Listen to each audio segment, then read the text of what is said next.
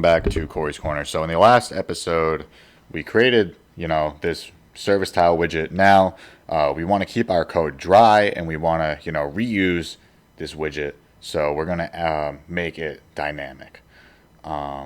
So the first thing we're going to do is we're going to make the title dynamic. So you do final string title.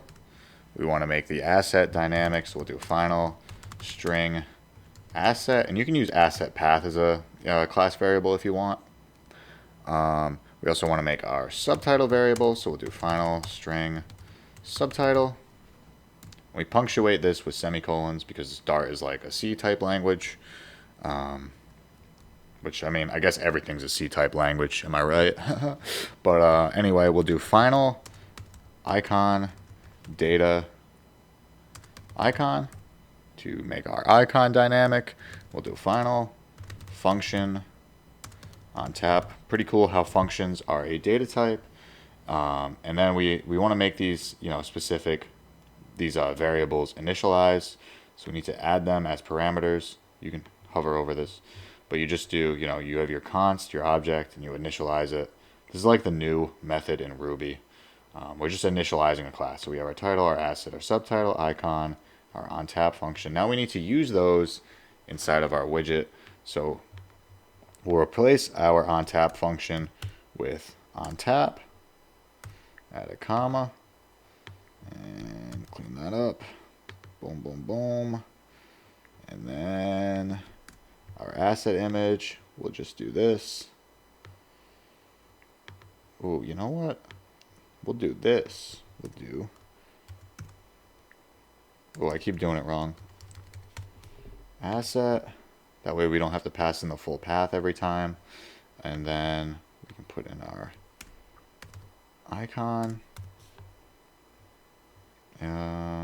Actually, I'll just call this icon data. Just because that will help me remember it. Bang, bang, bang. Command Option L. That looks so much nicer.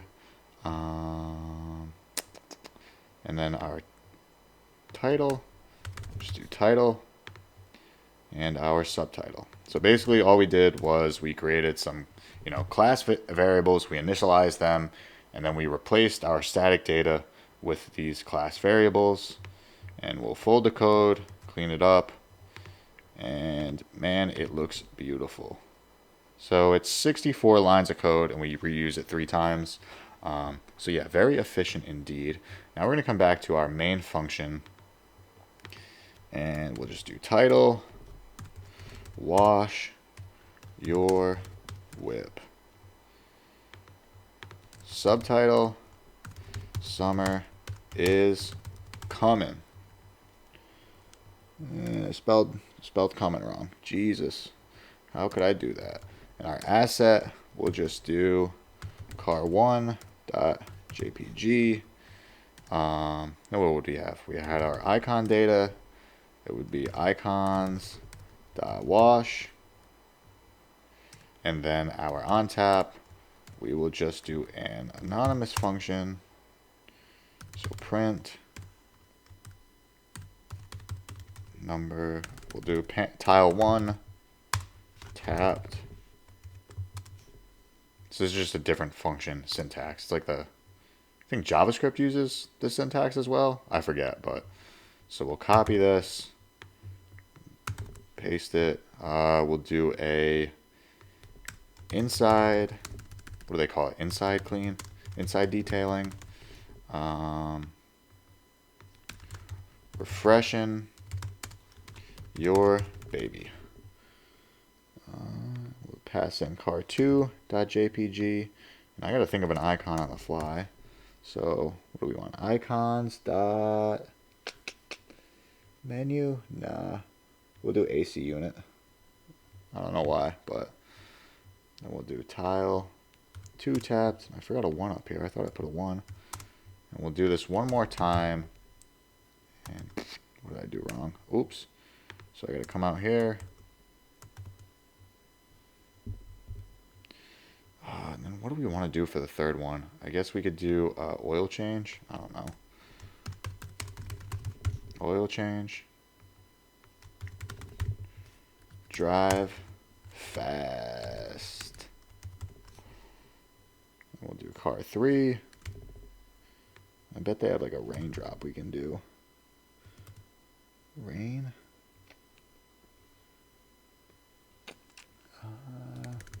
They got gas.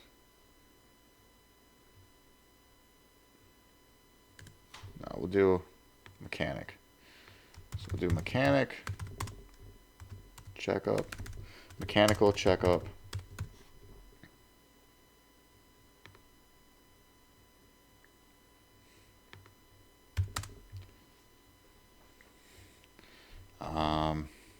Inside detailing just sounds so bad.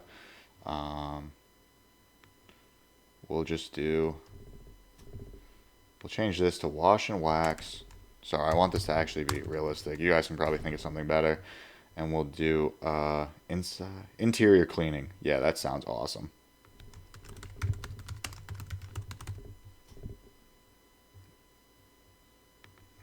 And then we click this, and we see that, you know.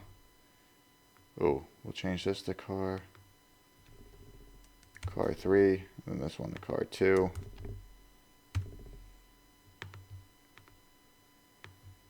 And because this image has like different dimensions, I might just replace this image altogether. It's going to look a little stretched, but we'll see if we can add some padding or something. We'll do like what, 350? Oh, no, we got to do the height. We'll do 250. Oh, that looks so much better. Wow. And where did I add that? I'll add a little padding on this.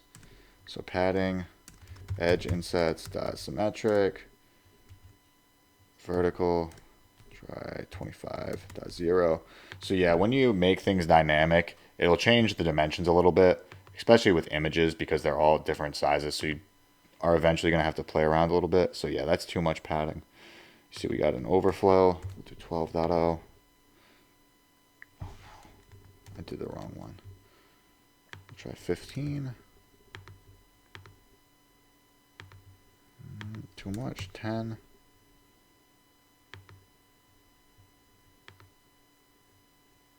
Yeah, so that looks really awesome. Actually, I might just up this to 450. Yeah, that looks way better. Okay, so we have Corey's car detailing. These are our cars, and we could even add more height, but that is how you make a reusable widget. It is that easy, folks. Yeah, feel free to play around with these dimensions.